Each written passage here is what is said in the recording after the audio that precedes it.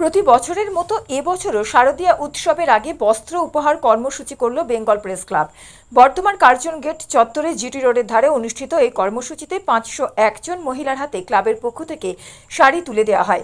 ক্লাবের সভাপতি জয়প্রকাশ দাস এবং যুগ্ম সম্পাদক সুজাতা মেহরা বিধানচন্দ্র জানান, মূলত পুজোয় নতুন বস্ত্র পরার আনন্দ ভাগ করে নিতে প্রয়োজন আছে, কিন্তু সামর্থ্য নেই এমন মানুষগুলোর মুখে একটু হাসি দেখার জন্য এই উদ্যোগ। উপস্থিত ছিলেন পৌরসভার চেয়ারম্যান পরেশ চন্দ্র সরকার, বর্ধমান ডেভেলপমেন্ট অথরিটির চেয়ারপারসন উজ্জ্বল প্রামাণিক, ভাইস চেয়ারপারসন কাকলি গুপ্ততা, বিশিষ্ট সমাজসেবক অচিন্ত মণ্ডল, রণজিৎ সাহা, তারক সাহা, আইনজীবী রমেশ কুমার সিং। অনুষ্ঠানে দুই প্রয়াত সদস্য সত্যব্রত ঘোষ ও সঞ্জিত সেনের পরিবারের হাতে স্মারক তুলে দেওয়া হয়। উপস্থিত ছিলেন সত্যব্রত ঘোষ ও সঞ্জিত সেনের সহধর্মিণীরা। উপস্থিত সকল অতিথিদের হাতে ক্লাবের পক্ষ থেকে সম্মাননা স্মারক তুলে দিয়ে তাদের সম্মান জানানো হয়। উচ্চ মাধ্যমিক পরীক্ষা চলায় সমগ্র অনুষ্ঠানটি হয় অমায়িক।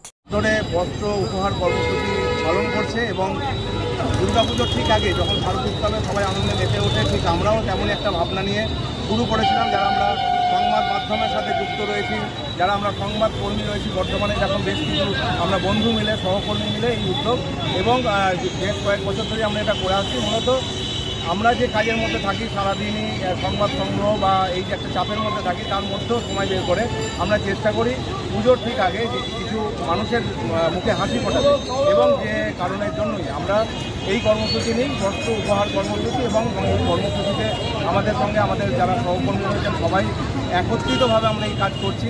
এবং শুধু তাই নয়, যারা বিশিষ্ট অতিথিরাও তারা এসেছেন, তারাও আমাদের বিভিন্নভাবে সহযোগিতা বাড়িয়ে দিয়েছেন। এটা আজকে কে কে উপস্থিত ছিলেন? আজকে যেমন বর্ধমান পৌরসভার চেয়ারম্যান পরেশ সরকার ছিলেন এবং উজ্জ্বল প্রামাণিক ছিলেন, তিনি এরিয়া চেয়ারপারসন, কাকুলিদা ছিলেন, তিনি ভাইস চেয়ারপারসন, এবং আরও বিশিষ্ট মানুষজন এবং বিশিষ্ট সমাজসেবী অচিন্তবাবু রয়েছেন, এবং অনেক মানুষজন রয়েছেন, তারাও সহযোগিতা বা বিভিন্নভাবে আমাদের পাঠান। আমাদের বেঙ্গল প্রেস ক্লাবের তরফ থেকে আমরা প্রতি বছরই মোটামুটি বস্ত্র উপহার কর্মসূচি নিয়ে থাকি। এই প্রাক শারদ উৎসবে, মানে শারদ উৎসবের আগে যাতে আমরা কিছু মানুষের পাশে থাকতে পারি, এটাই আমাদের লক্ষ্য। এবং যারা নিতে আসেন তাদেরকে তো অবশ্যই ধন্যবাদ দেবই, কেননা তাদের জন্যে আমাদের এই প্রোগ্রামটা করা সম্ভব হয়ে পড়ে। তাই তাদেরকে ধন্যবাদ। আমাদের এখানে আজকে অনেক অতিথি এসেছিলেন এবং এরা সবাই মিলে আজকে আমাদের এখানে এসে আমাদেরকে উদ্বুদ্ধ করে গেছেন। আর প্রতি বছর আমরা এই উদ্যোগটা নিয়ে থাকি, কিছু মানুষের পাশে আমাদের কিছু ক্ষুদ্র উপহার তুলে দিই আমরা তাদের হাতে। আবারও বলছি, যারা এসেছিলেন উপহার নিতে তাদেরকে বিশেষ করে ধন্যবাদ, কেননা তারা আছেন বলি আজকে মানে তাদের হাতে আমরা তুলে দিতে পারলাম। এটা আমাদের কাছে খুবই আনন্দের বিষয়, আমাদের কাছে এটা পরম পাওনা। আর আমাদের দুজন সহকর্মী যাদেরকে আমরা হারিয়েছি, সত্যব্রত ঘোষ এবং সঞ্জিত সেন, তাদের পরিবার এখন আমাদের পরিবারের সঙ্গেই বলা যায়, পরিবারের মতোই বলা যায়।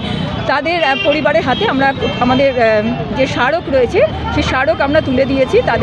তাদের সহধর্মিণীরা এখানে উপস্থিত হয়েছিলেন।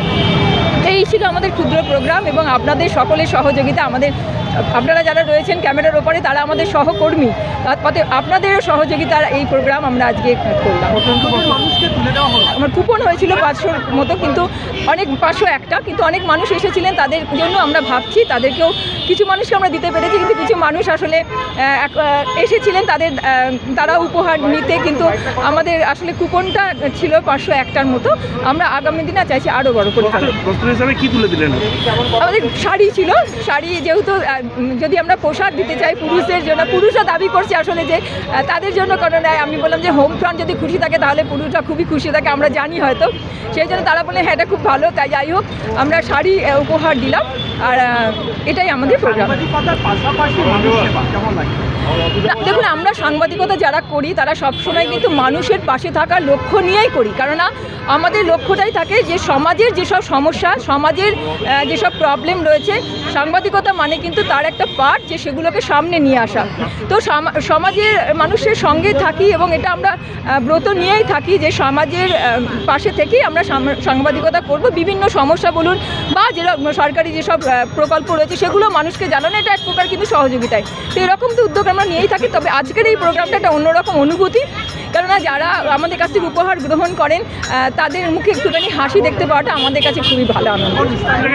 এই বর্ধমানে কার্জন গেটের উল্টো দিকে যে আমাদের জিটি রোডের ধারে আমাদের এই প্রোগ্রামটা, কিন্তু হ্যাঁ আমরা খুব ছোট স্টেজ করেছি। আর আমাদের যেহেতু উচ্চ মাধ্যমিক পরীক্ষা চলছে সেজন্য কিন্তু আমরা মাইকটা ব্যবহার করিনি, আর স্টেজও কিন্তু আমরা জায়গা ব্লক করতে চাইনি, সেই জন্য আমাদের কিন্তু আজকে সকালেই স্টেজও বাঁধা হয়েছে। প্রোগ্রামের জাস্ট আগে আমরা স্টেজ বেঁধেছি যাতে জায়গাটা ব্লক না হয়, আর আমরা মাইকের ব্যবহারও কিন্তু করিনি।